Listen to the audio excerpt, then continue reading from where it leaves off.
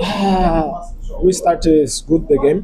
Oyuna həqiqətən də çox əla bir şəkildə başlamışdıq, lakin hakimlik cəhətdən bu oyun fəlakət bir səviyyədə çox bərbad keçdi.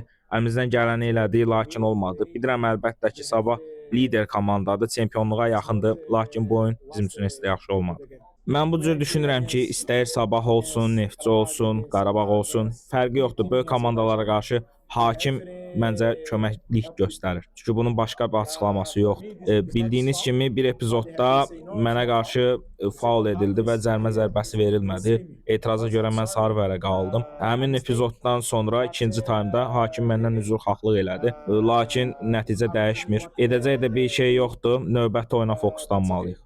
Now we need to prepare for the next game. No, because Xeyr, sabah azarkeşlərinə qarşı heç bir hərəkət eləmədim. Orada iki kamera görmüşdüm. Bir digər kamera, bir də qapının yanındakı kamera, qol kamerası. Orada qol sevincimi ailəmlə qeyd eləmək istəyirdim. Sadəcə belə anlaşılmazlıq oldu.